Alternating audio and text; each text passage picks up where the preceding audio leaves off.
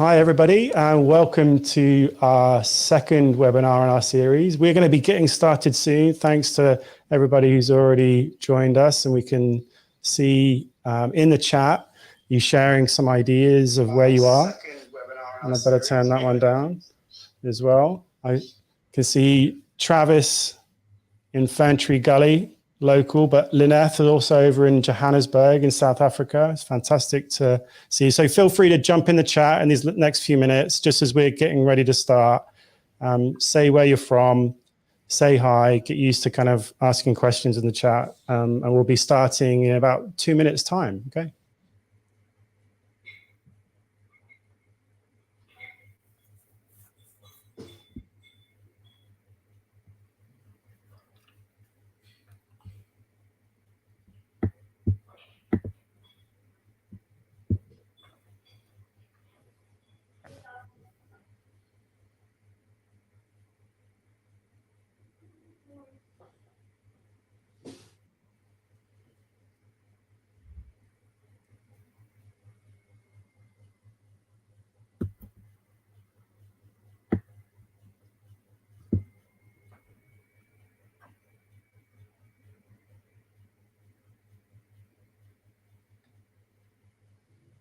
I can see a few people joining from, well, I've got over on here, I'm looking down. I've got my phone running with the live chat. We've got a few people, so we're going to have to kind of keep track of where they are. I think we've got people joining from Brisbane, Perth. Great, thank you for joining us, Kim. Chris is joining us from Adelaide. Here we go, we can see Srijatha from the UAE. Michael is joining us from Blenheim in New Zealand. And Victor in Spain. Wow, we're stretching right over into Europe. I'm not sure what time it is. Good morning from Spain. So I'm not sure. It's like, I shifted the time of this one to later, just to kind of see if those people could creep in. Tony's joining us. Great. Thank you, Tony. Nice to see you joining us from London.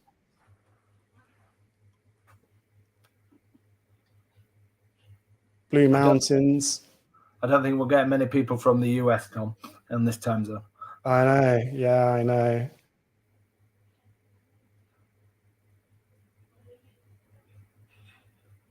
We'll be going to starting very soon. So keep going with the chat. I can see Stephen, welcome. Kia ora, Stephen, welcome from Wellington, New Zealand.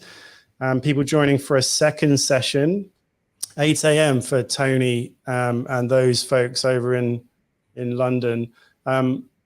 So we are going to get started. So thank you. Keep the chat and the questions coming. Keep saying to us where you're from. It's great to see everybody joining us. So I'm going to kick us off. My name is Tom Barrett, and I am the host for today's second webinar, free webinar on our topic of artificial intelligence for education. The intention for these sessions is just try to hold some space for dialogue about this important technological shift. And just as we get started, I just want to acknowledge the traditional custodians of the land in which I'm joining you from, who are the Bunurong people.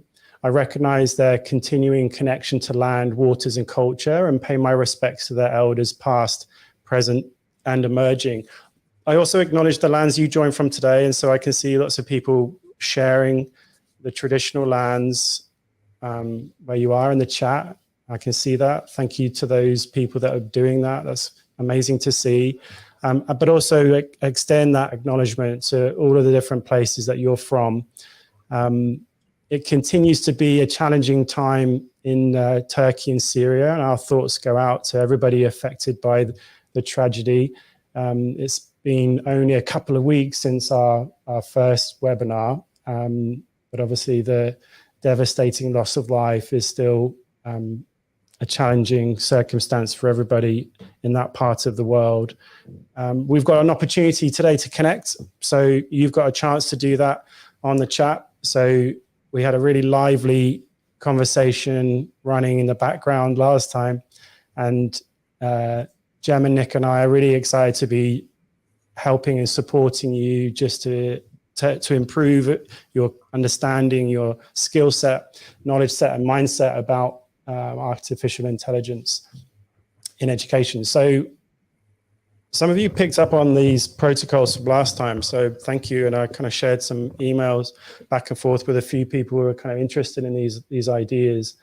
I'm going to quickly talk then about how we're going to work together. And this is something that I often do at the beginning of my session. So Gemma and Nick, this is also for us too, about how we giving and receiving feedback, and also how we are participating. But first of all, session time today is an hour. We're running from 7 till 8. We're 3 minutes in already. So say hello in the chat if you've not done so already. Use the chat for any questions. We're going to see if we can kind of keep track of what's going on in there, and pull out anything that's useful or provocative, and we might be able to kind of take some questions at the end. That's my goal for today's session, is to do a little bit better at including you in the chat. The recording resources will be sent to everyone on the list. So if you're on that email list and you got all my 1,000 reminders today, then you're on the list for the recordings and the resources. So no need to worry about your microphone or awkward breakout rooms, because we're doing a live stream. So let's talk about these protocols. So these are split into I talk about 4 cornerstones of how we collaborate well together. When we think about effective dialogue, we should also be thinking about these 4 different things. So we are going to be hard on the content, soft on people. So we're making sure we ask those hard questions about what's going on, critiquing the ideas, but we're not critiquing the people that have shared those ideas. The second protocol around feedback that I want you to consider is we're going to be kind, specific, and helpful. And this goes for the way that we contribute in the chat. So we're going to be really precise if our questions, if something comes up. So think about how you can be really precise, helpful, and kind. If there's something that you can solve when somebody's asking and you've got a resource or a link or something that you can flick in there, then great, please do so. And then we're going to step up and step back. So these are about participation. So we're going to do our best to balance the dialogue, making sure that we share our ideas. We're Nick, Gemma, and I are all here to kind of share our expertise and our experiences and things. And so we're all going to try and do that, but also do the same in the chat too. So feel free to just chip in with what's going on, chip in with the kind of way that you see things, and answer some of the questions that pop up. And then the last protocol is Ting, the traditional character, Chinese character, for listening. And so we listen with 10 eyes, we listen with 1 heart, and we listen with undivided attention. We try to wrap our ear around the king. So that's the other part of the little character. And so that basically means that if you're here, you have to treat us like royalty. So that's it now. It's like a binding contract you're in. So let's try to settle into a dialogue. This is what these sessions are about. This is us as an education community coming together to explore some of these provocative and challenging ideas. And I'm gonna kick us off. I'm gonna also just say hi to these legends that have joined me. So Gemma and Nick, welcome. Nice to see you. Thanks for joining us. Gemma, why don't you kick us off with just doing a quick intro, and then after we've done our intros, I'll come back to the question. Okay. So Gemma, tell us a little bit about what keeps you busy. So I've been a computer teacher for quite a few years now, and part-time integrator along the way as well, and just finished my master's last year. So I guess I'm in the space that I've already been teaching little blocks of AI to 7 to 12. It's an inherent part of my senior subjects anyway, up at that top end of computing. And then down with the juniors of just getting them started thinking around what data is, what are we putting into the system, and what is automation, I guess. Amazing. So looking forward to tapping into some of your expertise. You've been teaching some of this for a while. So Nick, welcome, Dr. Nick Jackson. Yeah, still feels weird to be called doctor. I'm only 8 months past my PhD after 7 to 8 years of studying part-time as well as working full-time in education. My PhD very much focused on empowering young people with technology in classrooms, and the student digital leader model, something I took from the UK, which Tom and I both emigrated from around the same time, actually, which is quite strange. I've worked in schools in the UK, also in America, in India, and also in Australia, but I've also worked in higher ed briefly as well, being an online education designer, and that really did give me an interesting perspective on some of the pressures and some of the differences that happen in that space as well. So when AI evolved dramatically, let's say at the end of last year, playing in this space and seeing the pressures for both secondary and higher education, but also the exciting potential that's out there, was really a dramatic situation to be in, and still remains a dramatic situation to be in, I think, that unfolds on a daily basis. So I feel that I'm in a position to champion the cause for how this can make a difference in education, but also to sit back and be able to bring some expertise and some knowledge, and also on what happens on the ground, still working within schools currently, as to what the implication could be, because that's unfolding as we speak, and the fallout's going to be felt for quite a long time. It's not something we're going to get right straight away. No, and you're both, Gemma, am I right in saying that you've also got some leadership responsibility for leading AI integration? Yeah. So I've been given a nice little parcel of time to explore AI across the school from K to 12. It's nice to have that bit of time, because it is something that's going to take time to really dive into, because there has been a shift even from the AI that I've been using as a part of my subject area for years now. There was this sudden change in the capability of the AI. So I'm looking forward to extending what was parceled into my subject area across all the other subject areas. So it's very much a beginning journey as well as it is a next step journey. Yeah, wow. And so let's sort of get our teeth into it. And this is me calling out to all the people who are joining us as well. I can see David from Wellington. Great to see you, Dave. Greg from Perth. Joe's joining us as well. Lots of people across Australia and elsewhere joining us. So this is our question, just to kick us off, just to kind of get us moving a little bit. Why does this technology shift feel different? And you've both started to allude to that a little bit. And I'm also particularly interested in leading in this space because you're both in that role. Why? And so let me just make a couple of quick comments, and then I'll come to you first, Gemma. So first of all, as Nick mentioned, I was a teacher, primary school teacher in the UK for 10 years. And so, and basically jumped straight in, both feet, into using technology to enhance what was happening in my classroom. And so I was part of that kind of original shift, as people kind of called it, Web 2.0, whatever that actually meant. But I think that one of the things I kind of noticed was how there was a really strong community that were trying to respond to those opportunities. And I'm starting to see that too. And I must just call out and thank Nick for all of his efforts to kind of propel us in this direction. Nick, you've been amazing at catalyzing some of these efforts. But I think Tom, just extending on that comes from, I think, some of the mistakes that I saw being made in that Web 2.0 era. Oh, really? Okay.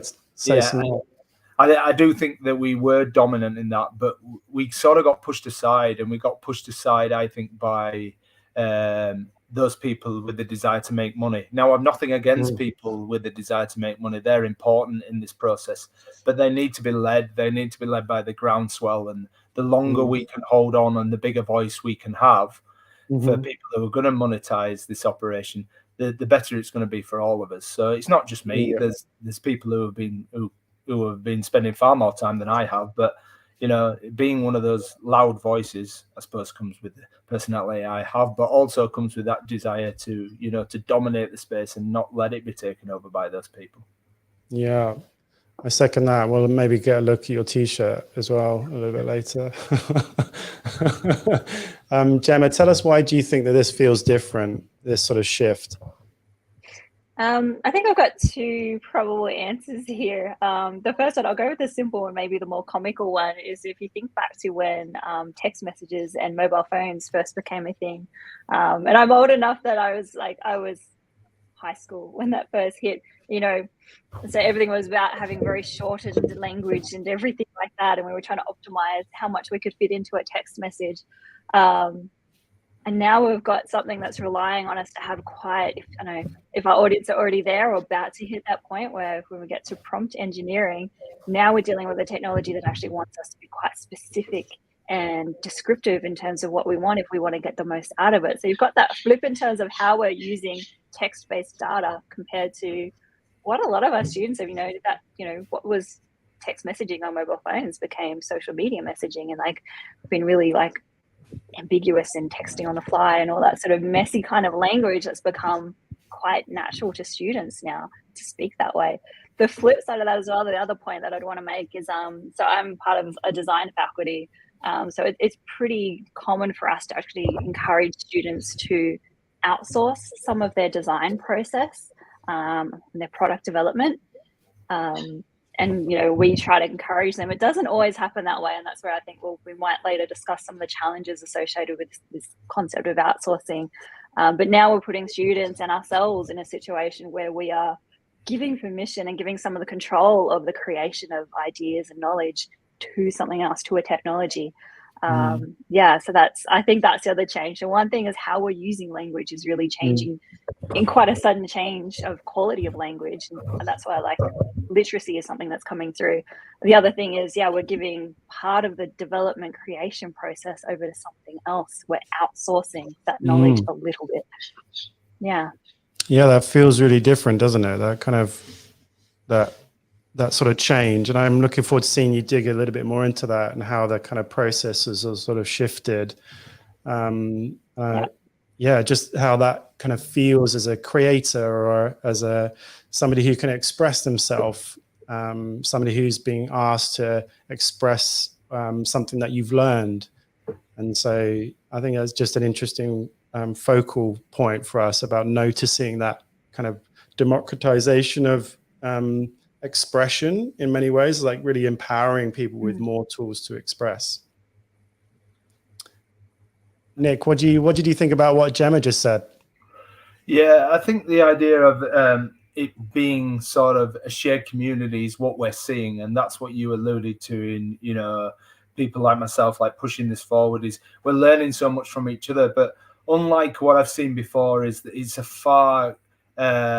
there's far more breadth to the voices that are in there. I think we're sharing more from higher education into secondary education, and we're learning from each other.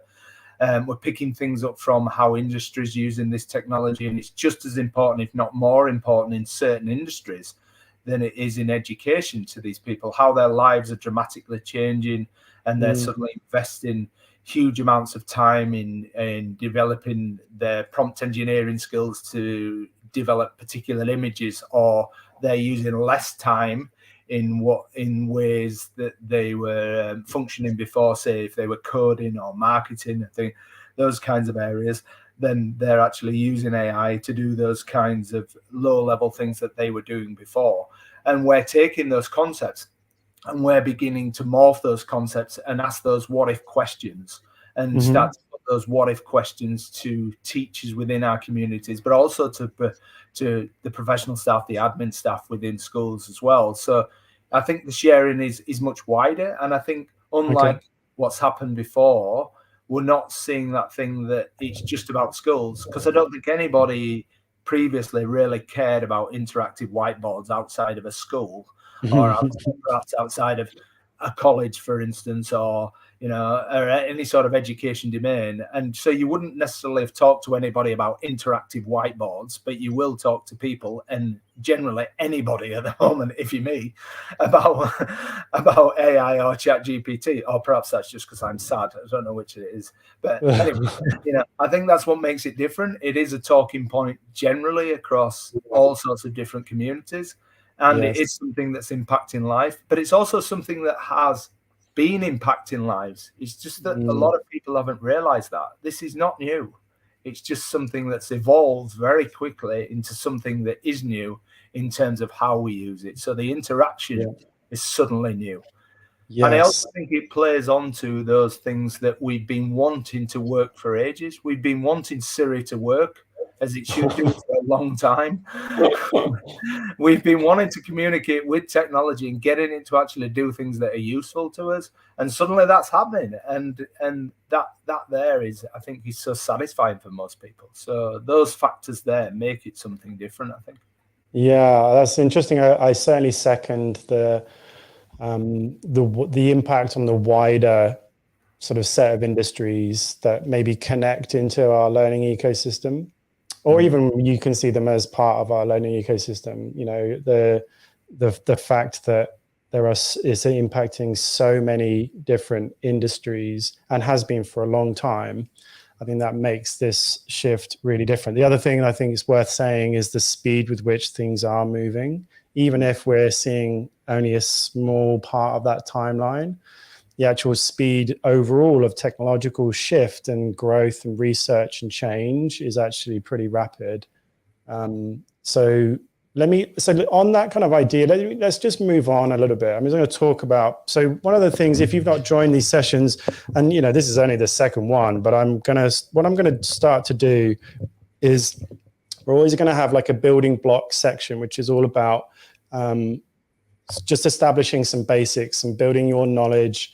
And I just want to sort of talk a little bit about that first. We're then going to talk some ethics, and then Gemma and Nick are going to share a little bit more detail.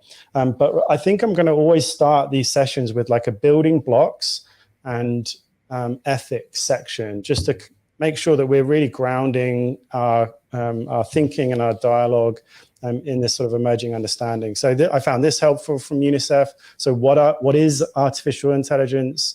And I particularly like the part it says here, given a set of human-defined objectives.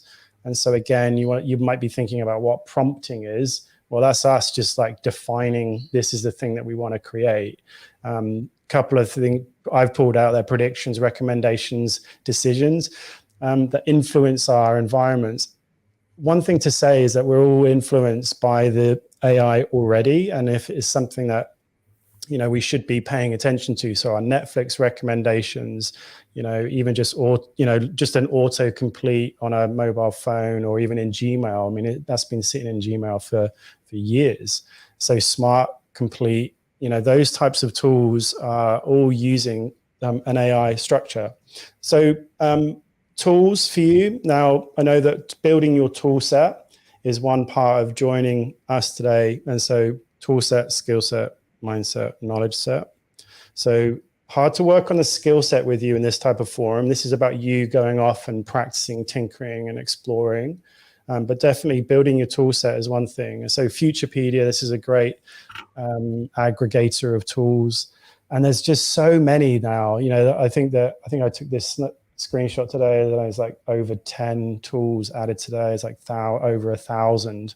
If there's stuff that you're interested in, like it's the creative process, or it's a specific narrow kind of specific need, like you have a question, could it help me with X? It's worth sort of searching around and using these tools to find it. Put a QR code up on there, see if you could sort of snag that. Let me just sort of dig into some detail here. Gemma and Nick, please feel free just to chip in as I'm going, okay? So ChatGPT, what does that mean? This is a slide from Steve from last time. So if you were there last time with us, then consolidating some knowledge. Hopefully you're not going to become the victim of the forgetting curve.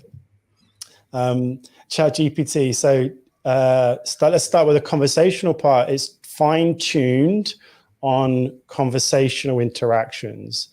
GPT part stands for the generative pre-trained transformer. And so those parts, so generative, that's to do with what it creates. It's not, and how it acts. So it's not being discriminative. And this is a useful thing I learned even this week. And remember, we're all still learning.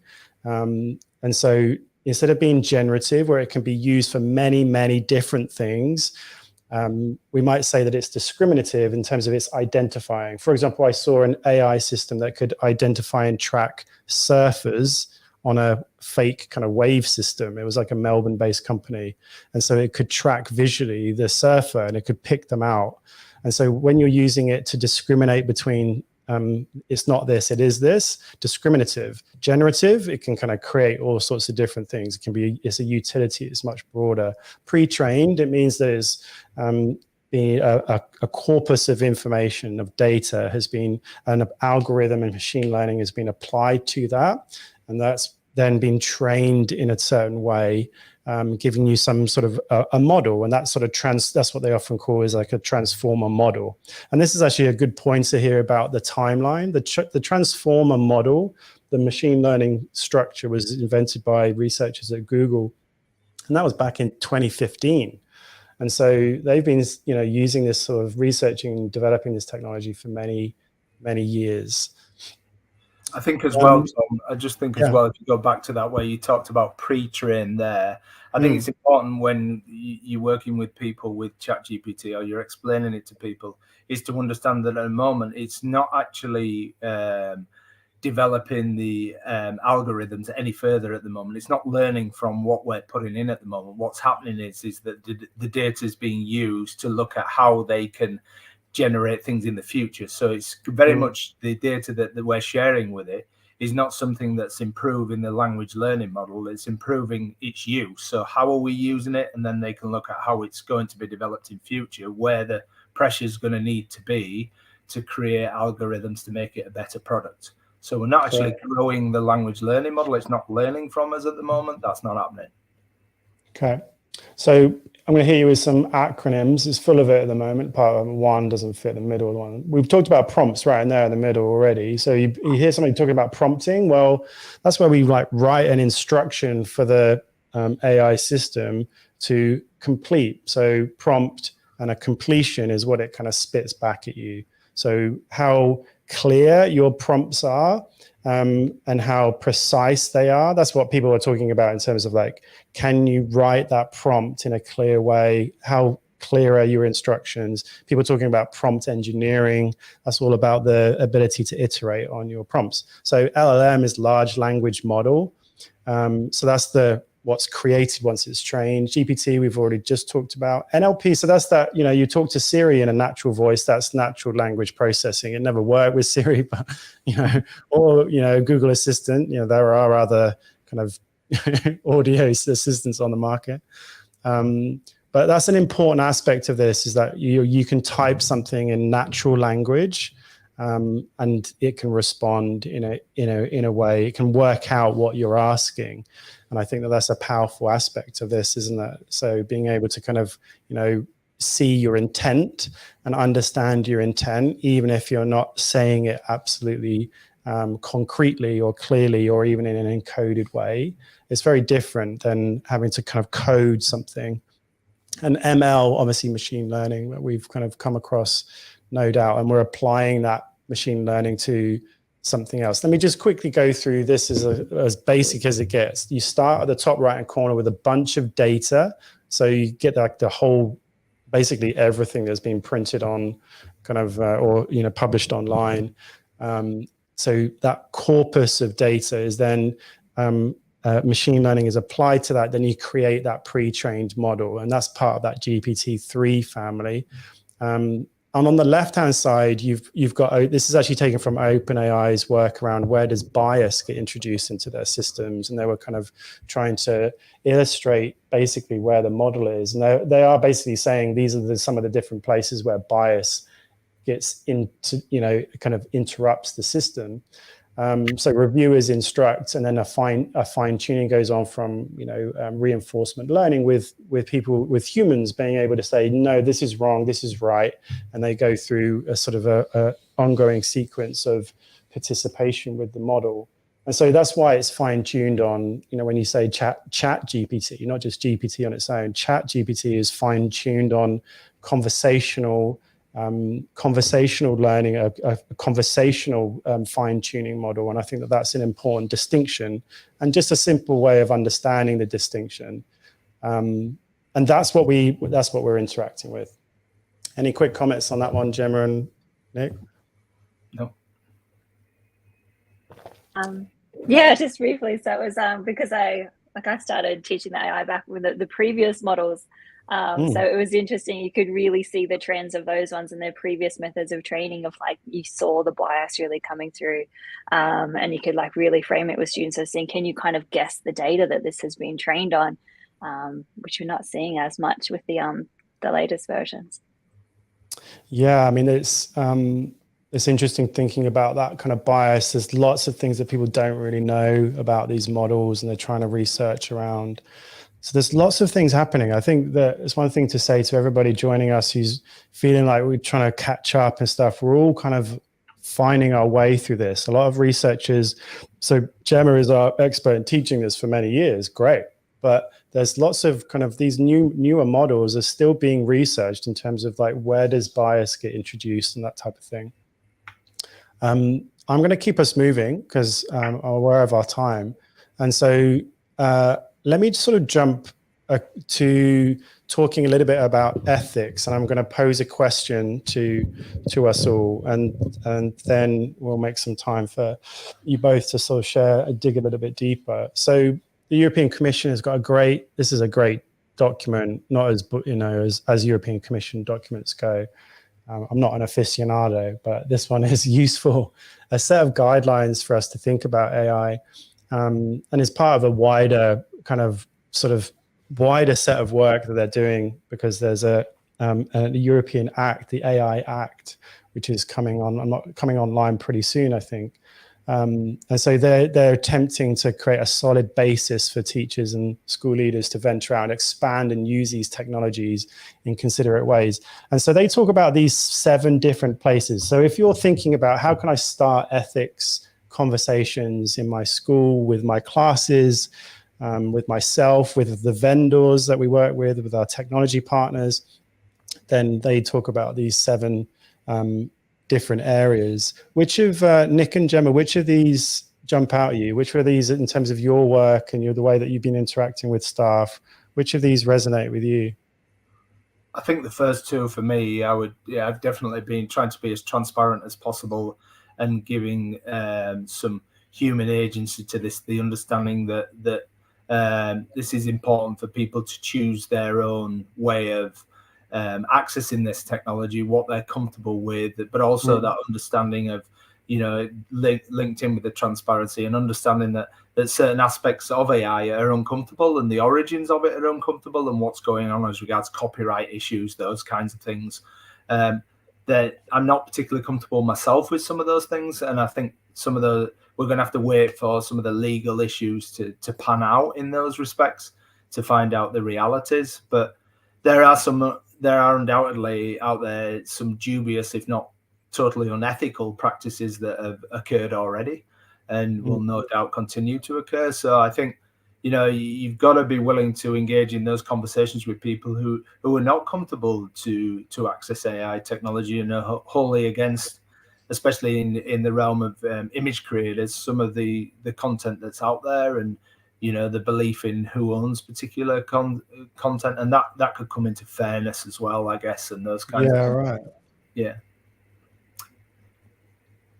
Gemma, how about you? What resonates? Yeah, definitely human agency again, because I'm from the design faculty, so it's again, we're used to outsourcing, but we know how much of a struggle it is for students to be aware of where they are in their own learning journeys. And then I guess now we teachers as well, again, we forced into that situation a little bit. and I might talk a little bit more about this later, but one of the guiding principles of my school this year is learner identity. Like in the grand scheme of things, students are still relearning, just emerging as being aware of how they learn themselves. And now they're getting put into a situation where they kind of have to understand how something else is learning. And then on top of that, I think one of my guiding things as well will be number 4, which will be the well-being aspect, because we're getting sort of thrust into this area where there's going to be a lot of data, and people, students, teachers, everyone is going to have to be able to manage lots of data, and a lot of it quite technical, just floating around their head. Their syllabuses, everything is going to have to be reshuffled a little bit in their mind to understand how to make the most of. And hopefully it'll be a gradual thing, but it feels like it's actually quite fast. How to manage all of that, again, entering it into the various AI systems out there in ChatGPT, and staying on top of that, on top of everything else that we try and cram into our day. So definitely the well-being aspect is something I'll be looking into. Yeah, I mean, if we had more time, I think we'd dig into some of these questions. I'm going to move us on, but just to call us, so Gemma, I'm going to ask you to jump into your kind of focus in a second, but just to say that these slides, if you're on the email list, I'll send these through. Gemma and Nick have, generously kind of given some time just to pull some of these ideas together. And we've also got a couple of interesting questions. And one of them is about, and also one of my favorite questions just to pose to any teams that I'm working with is like, how might this cause harm? What's the kind of second order effect here of what we're doing?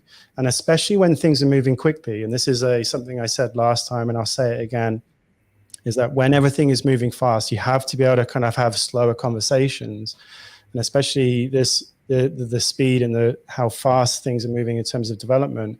We have to be able to slow down and just be able to see, okay, what's the knock-on effect of these choices? What's the second or third order effect? How might this actually be causing some harm? And so remember that these on the screen with you right now, these are 7 kind of key areas that the European Commission say you should be asking or thinking about these questions when you're dealing with AI sort of systems, but also having conversations with people who are bringing these technologies to schools, which will no doubt just increase in the future. All right, Gemma, are you okay to kick off? I'm in control of the slides, aren't I? Is that okay? I'm gonna. So I'll move us on. So, Gemma, take it away. So yeah, I kind of already had it like there as a bit of a brain dump, because you never know where these conversations might go, but I think we're keeping pace really well. So it was already it's already natural for me to think of things as inputs, some sort of process is taking place, and outputs. That's a natural part of the computing syllabus. And I'm in a team of people that work with again, these words that I've brought up a few times now: outsourcing, having students in a situation where they need to become okay with finding flaws with designs. Because I teach down at the technology mandatory end and D&T as well as computing, students need to be aware of that not everything needs to be perfect the first go. And so that alone is a challenge that a lot of students hit. And then we're trying to build in there things like empathy and things like that as well. So I'm trying to take those kinds of things and now transfer them to a whole staff perspective of like, okay, this is actually how your job might start to look a little bit now, plus students and how they engage with all the subjects of, you're actually potentially going to be co-processing a lot of information in your subject area. It's not really like everywhere should be thinking of design, I guess. And that's the perspective I'm taking as we go into using ChatGPT, et cetera, is that everything's a design process now. And it's a co-designer in some ways or co-author. Might get to move on to the next slide. I've got the slides here as well, because I know I sort of dumped a whole bunch of stuff in there.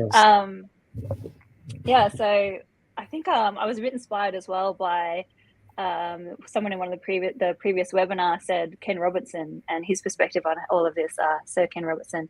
And that's a kind of the framework I'm coming in from as well, as creativity, which is another one of those guiding principles that I think a lot of schools are probably looking to: creativity, critical thinking. How can we ensure we're embedding this? And now we've got this other thing thrown at us to try and compete for time and mental space with that as well.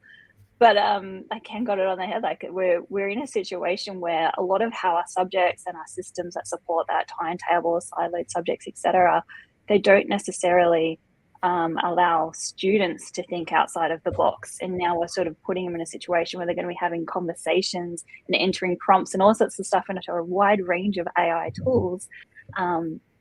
We need to try and be able to support them to think a bit open as well, of like being willing and okay to take that next step of thinking of a question, thinking of something that might be quite far-fetched, to keep moving their ideas and knowledge building along.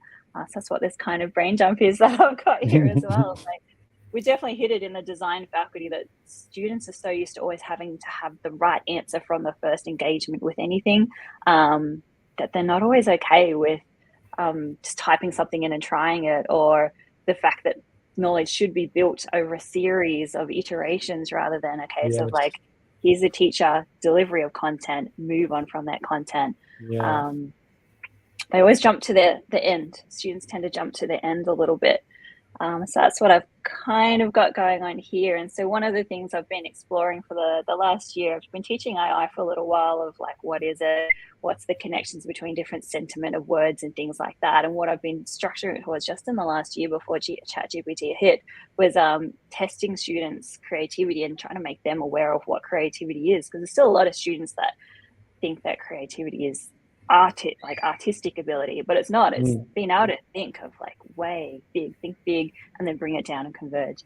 So there's a link that I'll put into the chat in a moment by one of the divergent testing tools that I've had, which just works with words and getting students to come up with unique words, just as a framework of where can you go next. I think one of the first steps is to actually test how well students, and maybe teachers as well, can come up with very unique concepts that don't have a connection between them, so that they can then build upon that and actually start to see, okay, this connects to this, connects to this, and then build a bit of an understanding of how the AI actually works itself. So that's kind of where I'll be going, I think, as a whole teacher level as too, is like actually exploring first how language works within AI, particularly ChatGPT, so that we can then move on to the prompt engineering and things like that as well. And in my case, it'll be a lot of the AI tools that take like Midjourney, for instance, taking in prompts that describe particular aspects of visuals, and being able to go that way of like, and if you want something truly unique, you have to be able to get outside of that typical box that we put students in when they go from this subject to this subject. There's a lot already on students' minds, and it's not always going to be conducive to coming up with the kind of things that we can enter into ChatGPT, Midjourney, etc. So just to clarify for those people who haven't used Midjourney before, how would you describe that? So yeah, it's a lot of entering in prompts. Down to, you can get quite nitty gritty with it. Actually, I really love what Pip has been doing. Pip Cleese with her work, and sharing that on Twitter of just how far you can describe, and like to even make the most of it. Students, teachers, etc., need to actually have a grounding and being able to describe stuff. Yeah, so sorry I don't have any images in there. I do have some that are really quite it's an image scary. generator, isn't it? So it's basically text to image. So where we're working with ChatGPT is text to text. So or text prompting, to completion, I suppose, in image generator. You might have seen the DALL-E, other people might have seen DALL-E 2 and those types of things too. Image generator. What else have you got? Should I keep the slides moving? You can go to the next one. I don't know if what I put in there might be as relevant. So I was just framing some things here of where I'm wanting to take things. So if you think about it, we're moving aside from the creativity things. I think how I'm sort of framing things myself as I'm on this journey as well is we're shifting from the teacher being that main transmission of content and our focus being the transmission of content, and then us being the audience of how students progress. So like even that alone, students do tend to struggle quite a bit with who is the actual audience of their learning. Even if we try to make things quite authentic and have them presenting to external parties and things like that, and authentic units of work and things. And you want to go to the next slide there as well. Now we're bringing in all these tools that are essentially become another audience to their learning. So it's the challenge will then be, just as we had within my faculty, the challenge will be in helping students to record that process rather than focusing on that end product. What was the process? Whatever tool that they used, as we all started exploring these tools, what was that process that got them to there? And I think that's where we're going to be measuring more so. I know a lot of us are already trying not to focus so much on the end product of learning, but on the actual process. yeah, I hope that it's going to become easier with AI to do these things. But again, it's kind of in conflict with a lot of how our system is already set up. A lot of our syllabuses are we eager to learn if other school contexts around the world, because I know we're not just New South Wales here, if they also have that challenge of the fact that the actual school system maybe is kind of conflicting a little bit with this ability to focus on process over product. Yeah, I think that's a really important thing. So what I'm connecting with there, Gemma, is how, our design methodologies, we have this great emphasis on iteration and the ability to keep kind of building over time, and that and reducing the emphasis on like just a single outcome. And so these technologies are, the way that we get there is just as important as what is created. How do we document that? Sorry, go on. How do we document that? That'll be the question. How do we document this process? Yeah. And how do we create sort of smart portfolios that are building actually whilst we're working? You can imagine, this is one of the challenges I was grappling with during this week, is actually these tech. So if you're looking at here at Gemma's slide here with all these amazing technologies, that are at our fingertips nowadays. So night cafes, that's like an image. You can access multiple image tools within one space.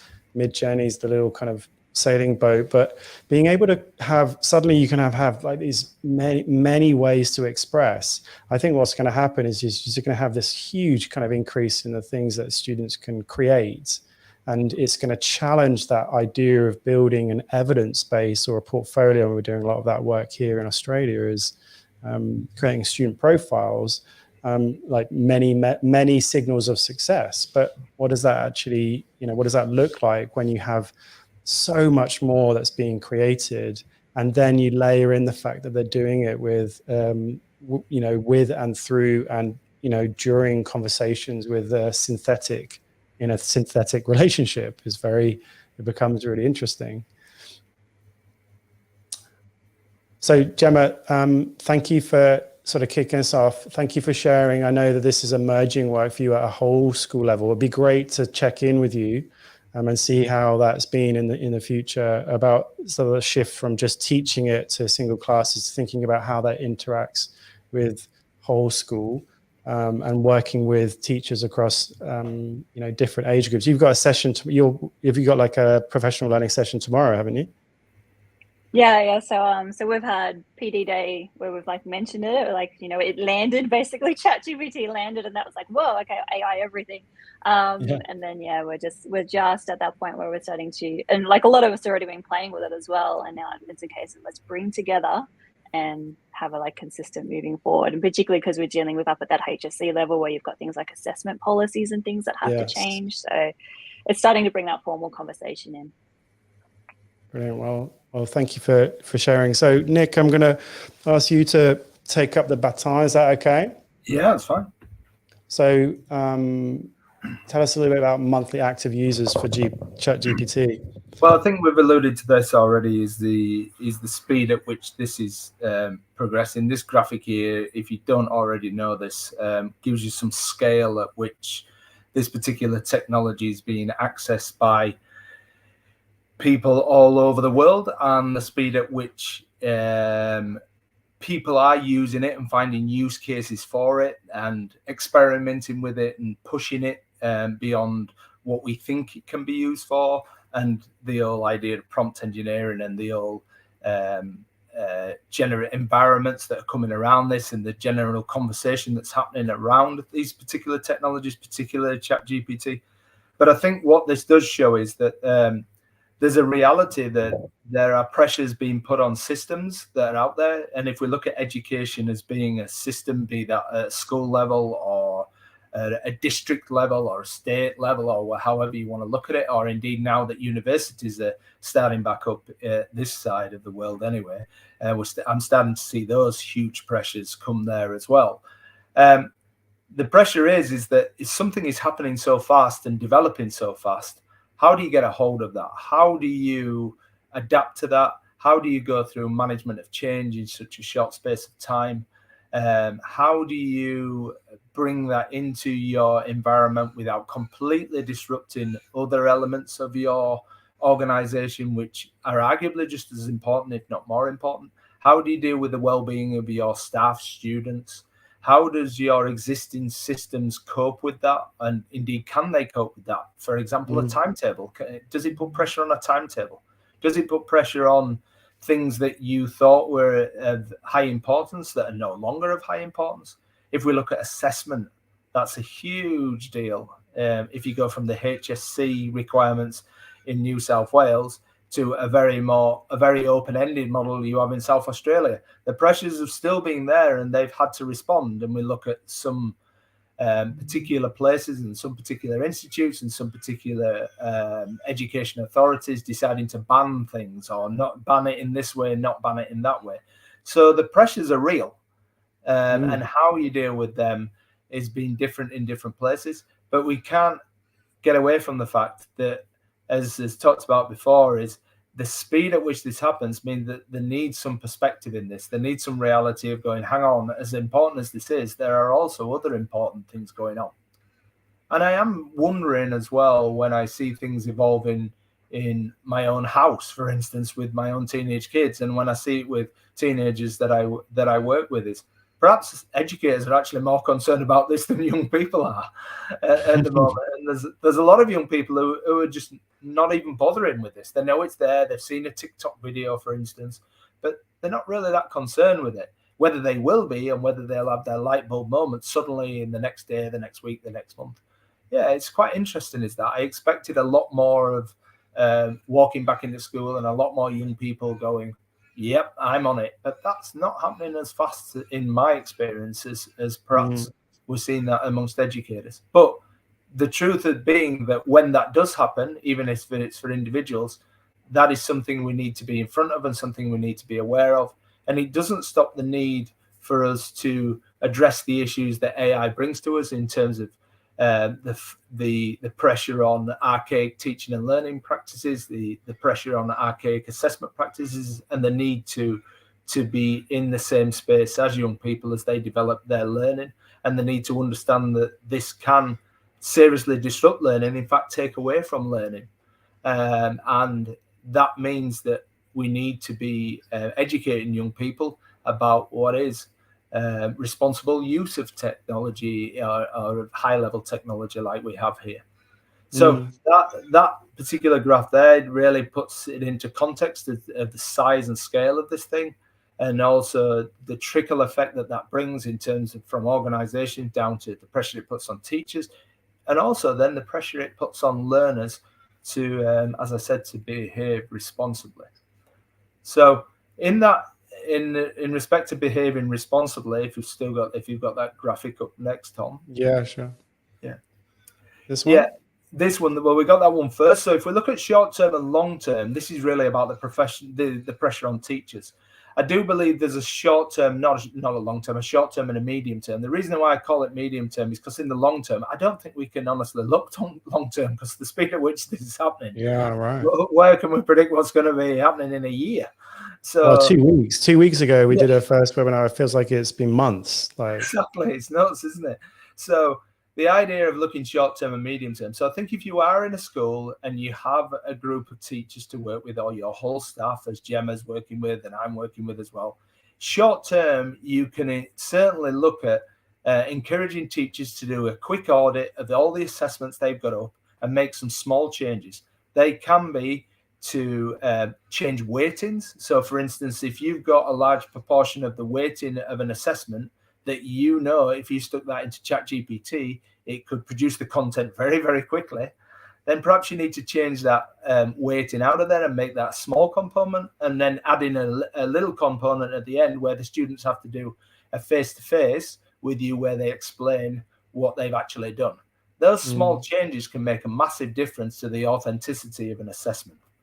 Then if we look deeper to medium term, you can get far deeper audits to actually look at, well, where can other AI tools be actually used? Where can, in fact, ChatGPT and other chatbots that are out there be used to actually do more of the work, and does it actually go into make it too easy? Can we bring AI in to facilitate some of the learning that goes on and some of the assessment that goes on? So that idea of making it AI enhanced.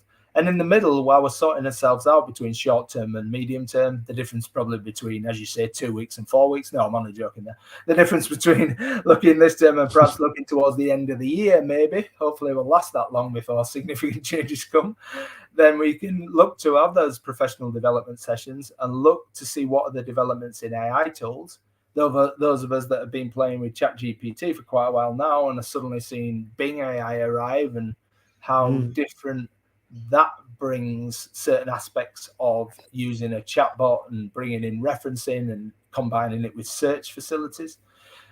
You've seen that as a tool development, for instance. And also we can start to educate young people about the responsible use of AI. And that's going to be really important, especially in people's own context. And so the next image I'm going to show you there is something I've started to work on. Now, this is no way a finished product. This is open for critique. I don't want to suggest for a minute that I can come up with amazing models straight off. I can't. But I think it needs some simplification. This idea of what is, and to start off with, I was calling this ethical learning with AI, but I'm not sure that that really fits. So it's more about responsible learning with AI. How can we get students to see what's the difference between just getting something that a chatbot spits out, copying and pasting it and saying, this is my work, compared to all the other variations of how you can use these particular technologies. And there's got to be a sweet spot in the middle. There's got to be that place that sits in the middle where you can go, this is how it's enhanced my work, but I still understand what's going on here. I still have grasped the learning concepts, but this has actually improved my learning and my performance with that work. So that there is the final bit that sits in the middle, I think, between the short term and the medium term. And having that there as a basis has got to be the way forward in this. For me, Nick, just to jump in here, is linking it back also to what you've said, Gemma, about identity, and the impact of digital tools on identity for young people. I mean, obviously social media has caused lots of harm. And I think that when I link it back to this responsible application of these technologies, I think it's really, really important that we go into this with our eyes wide open, very clear about the impact of social media technologies, and very clear about what you're saying here, Nick, is that there is overuse. So how not only is learning negatively impacted, but well-being is impacted as well, because when you're relying on a technology, when there's this overuse, then there's potential for harm there, isn't there? Yeah, I'd also think that we've got to have our eyes open as well, that we're not just talking about general learning and general assessment. The reality is in school, when we talk about learners, it's a complex situation that the majorities of teachers and educators in all sorts of different levels of education are facing, in terms of the diversity of learners in front of them, the diversity of conditions that we're expected to deal with. So these tools can be there to also assist learners as well. And that's an area that people are not really talking about a lot. And that's some of the work that I've started to do at my school, is going, well, if we look at learning support, learners have effectively got a learning assistant right with them in a lot of cases, especially with a little chatbot like Perplexity that sits there as a Chrome extension. If people don't know what that is. Yeah, and that one sits there on the side. It gives little one paragraph definitions. And it also gives the links out to various websites a learner can go to get clarification on the points that are being made. So they don't have to understand prompt engineering. They don't have to go out of their own area of a web browser and start engaging with ChatGPT. It's just little prompts, little things in the corner. And to be honest, some learners, like my youngest daughter, finds that much more helpful than ChatGPT. Yeah, that piece. So that's important. Just to, I'm just aware of our time, folks. We're also going to be, we're going to start bringing this one into land. One of the things I think is important that Nick's calling out there are the different ways that these tools change and affect our use behavior, and our interaction. And so instead of going to a website and interacting with ChatGPT like as a separate thing, it's becoming much more natural to kind of highlight some text and right click and go to a Chrome extension. Or if you've been using, I know Gemma's been using, you've been using Notion AI, where it's just a keystroke away. So you backslash or a space bar away from accessing these really powerful tools. And I think that's where we're kind of headed, is more of that inline access. And so it's right, on your cursor, wherever you are, you'll be able to kind of access these technologies. So Nick, you've got that responsible use of AI up on your LinkedIn page, haven't you? And you're still open to some critique? Definitely. And, I don't think it's right.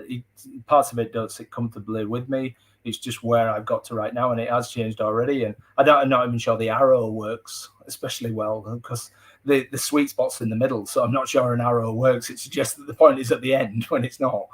But, it is about getting that dialogue open to, because I think we need to simplify this for the young people we work with, but also for teachers as well, because we're going to get this wrong. Let's understand this. We are going to get this wrong at certain points. There's going to be certain points where a kid's work's going to come to a teacher and perhaps they've used too much AI, and you go, that's okay, it's not okay. But there is that bit in the middle where you've got to somehow be able to ensure that learning has happened with the young person. But this was the same before AI. It's exactly the same now. If I copied my work off, I think it was Anthony, who I used to sit there at school and copy his work off him. That was exactly the same principle then.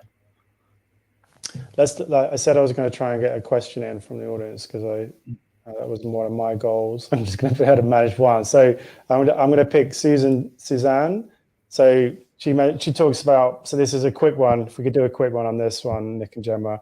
What would the beginning of 2024 look like? A successful start to 2024? I think that's really interesting. This was probably in response to some comments about like your short-term and medium-term work there, Nick. So Gemma, what would be on top of mind for like the start of 2024 for like working with staff?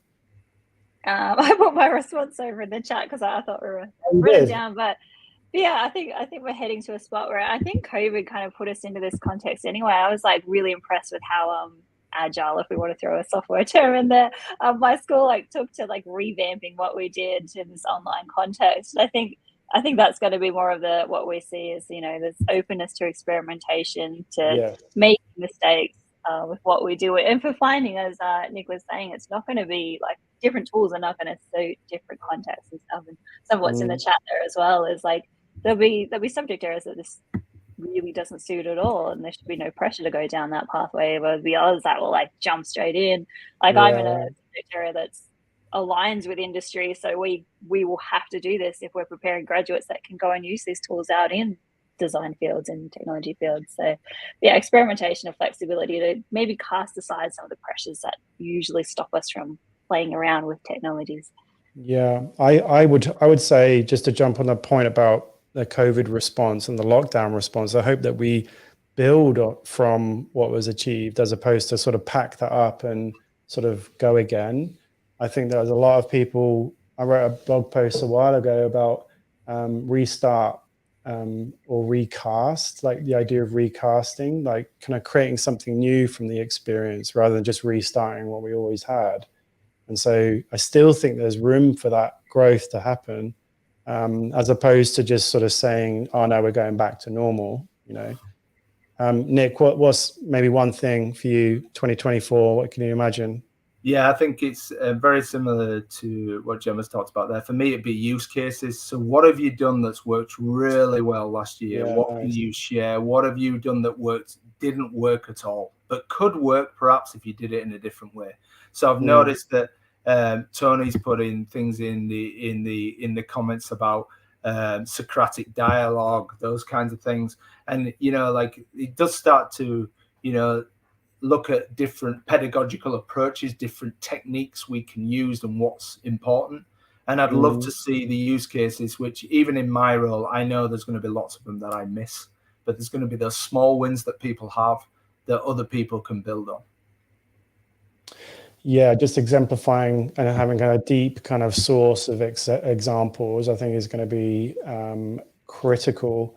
All right, team, I'm going to just share a couple of quick ideas just because I recognize our time. I always run out of time. And maybe I'm going to have to find some room for some sharing next time. But I do want to just call out, let's just put this screen back on. So I have been kind of working with prompting for a while and been working with these tools because they've been around for a long time. And this is a little framework I came up with. By the way, the QR code is a blog post I've written about this.